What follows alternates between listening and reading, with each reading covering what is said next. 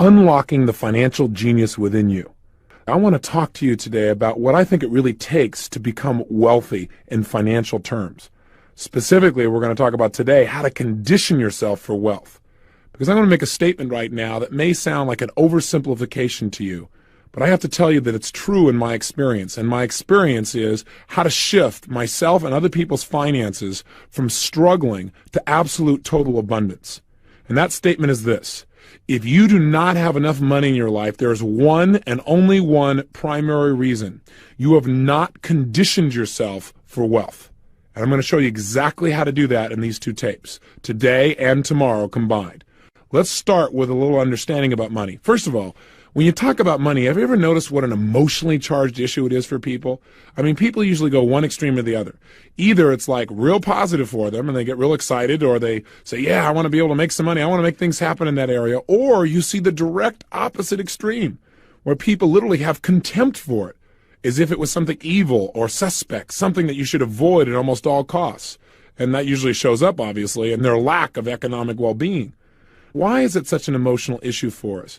Well, we could spend several days just analyzing all the associations that have been attached to money throughout the years, both in religious terms as well as in business terms, all the experiences that we've had. But the truth is, money is nothing but a representation, a means to measure the exchange of value between people. So one of the questions that I've asked myself is, why do so many people fail to achieve financial abundance in a country where financial opportunity surrounds us literally at every moment? It beckons to us. And yet most of us never do that. We never create the financial abundance we deserve to have. So I asked the question, why not? Why don't people succeed financially? Out of that question, I started getting some answers on my own, but I also started getting answers by going out and modeling some of the most successful people in the world financially. People that are in the 100 million to $1 billion class. I figured, hey, if I'm going to get some answers, these people can tell me. And I looked for people specifically in that area who have made it financially on their own. People have started with little or nothing, ideally. And by the way, there are many more than you realize.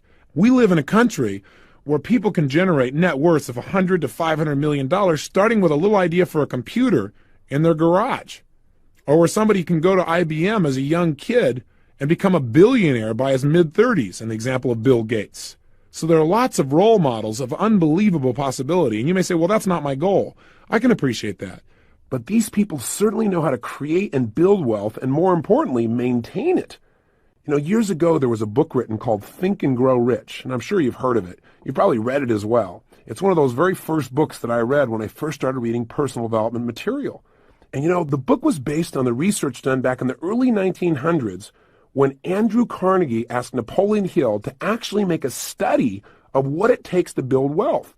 And my own work in this area could be called Think and Grow Rich Today, because that is, in today's society, with today's distinctions and today's technology, what is today's approach to building wealth? What really makes the difference financially today? And what I found is there are certain distinctions that have not changed, because the building of wealth is fundamental. And so a big part of my research has been, what is the mindset of wealth? What does it allow certain people to not only expect it, but find a way?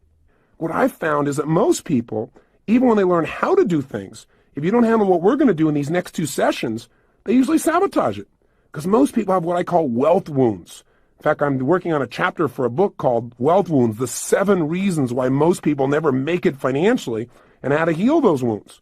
And what I want to give you is a small preview here of at least some of those basic fundamentals right here in this program so that you can begin to use those right away. So the obvious question is, what is the number one reason why most people fail financially? And the answer is so simple that it eludes most of us. It's because we associate negative things to having excess money. In fact, the word excess by itself for most people is a negative. So I wonder why we don't ever have it. The very thing I talked to you about here earlier in this program, the thing that runs our whole life, is 2 things. What are they? Anything we associate pain to, we're going to avoid, especially if it's major pain. And anything we associate pleasure to, we're going to move towards.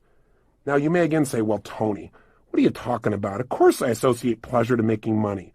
Because if I had money, then I could really have more time to be with my family. I wouldn't have to work at certain things. Or if I had money, I could give certain things that are really important to me. Or I could support a specific charity I believe in. Or, you know what, I could travel. or I could just do whatever I wanted as quick as I wanted, or I could have the ultimate wardrobe or jewelry, or I could have favorite cars or homes whenever I wanted them, or I could learn to fly or master any skill or hire the best teachers, the best coaches. Of course I want money.